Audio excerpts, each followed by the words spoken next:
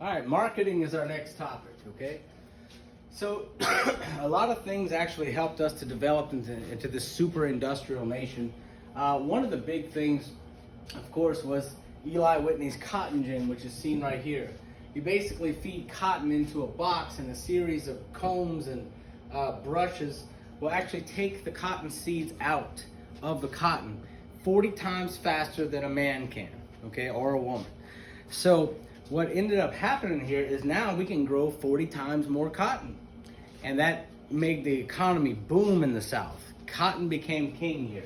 Another thing that Eli Whitney did that really helped out was interchangeable parts, which I've already discussed in the vocabulary section, where one machine can use the part from another machine so long as it's the same machine, okay? So that makes it where we can have 100 different machines in a factory that are all the same, doing the same job. And if one goes down, it's no problem. You just rob a part from another machine that's broken down already, okay? Large-scale professional advertising starts around 1880. Now, it is no mistake that this is the year, okay? In the 1880s, 1870s, the railroads in America were exploding in popularity, okay? This is how we got massive amounts of goods in and out of the cities. Raw goods flow in and finished goods flow out to the people.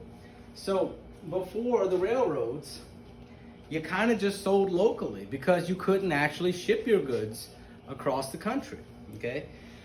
One of the great things about that is that now a businessman in Church Point could sell his product literally anywhere in the United States. So these huge corporations start to pop up which sell to the entire country and in fact the entire world.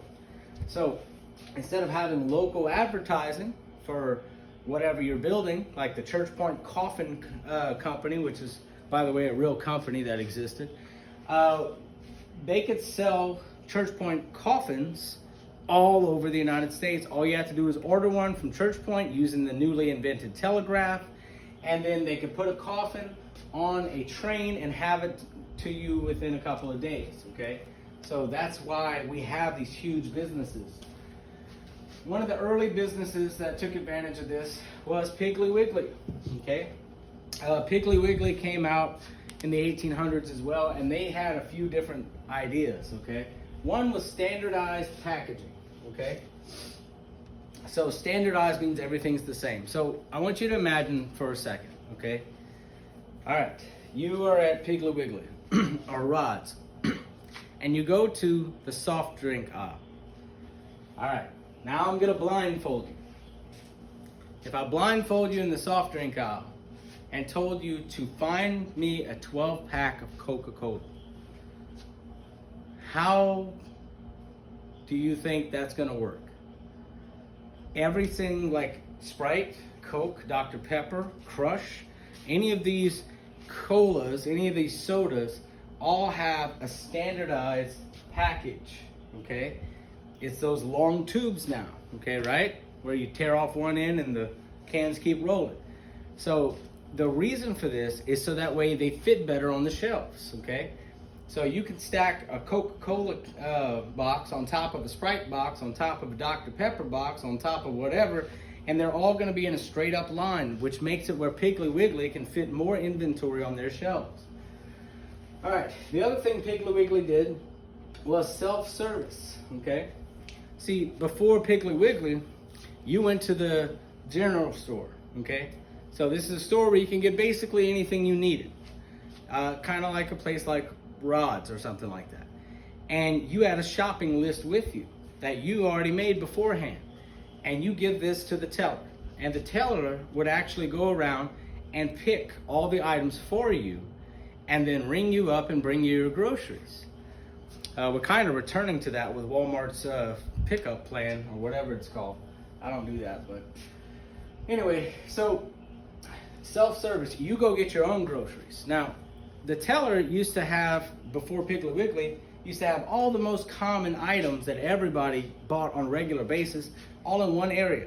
And then the specialized items were spread out throughout the store. Well, Piggly Wiggly says customers are gonna shop for themselves, and we are going to spread out the most commonly used items. So now we have a bread aisle, now we have a soda aisle, now we have a meat aisle, we have a cheese aisle, okay?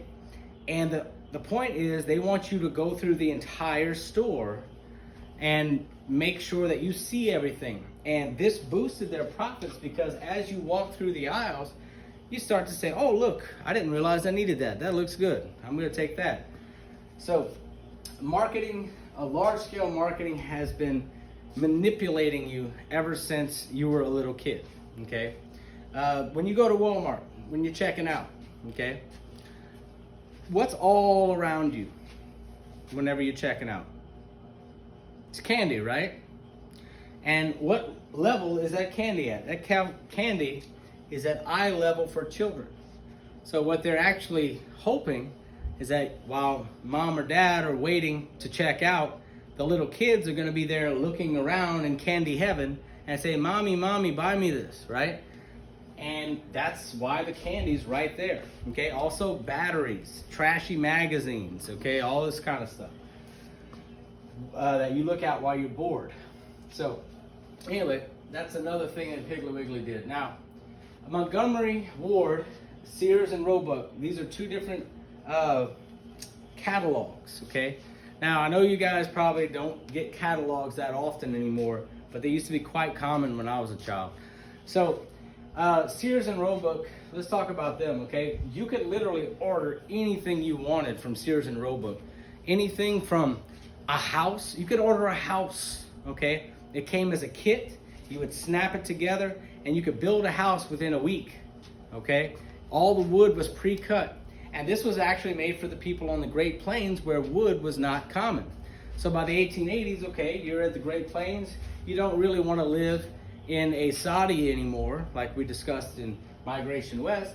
So you order this nice house for a couple of $100, and it shows up on the train, and you can snap it together within a couple of days. And all the wood you need is there, okay? Other surprising things that they offered was heroin, okay? There were no drug laws in this country, pretty much. So you could literally order heroin, complete with the needle and the spoon, okay, from Sears and Roebuck's catalog. And one other thing they did for marketing purposes is that the Sears and Roebuck catalog and the Montgomery Ward catalog, but Sears started this, the catalog was made out of very soft but very durable paper. So why would you make this out of soft, durable paper? What do you use soft, durable paper for? Well, they were expecting that you would take their catalog into the outhouse with you. Now, for those of you who don't know what an outhouse is, basically, it's a hole in the ground with a toilet on top of it, and you do your business in there. So as you were sitting there and, you know, using the restroom, you would be flipping through their catalog, and if something looked good, you tore it out and you put it in your pocket. However, if it was something you weren't interested in, it got used for another purpose, okay? So you would literally show the company how crappy you thought their idea was about their product.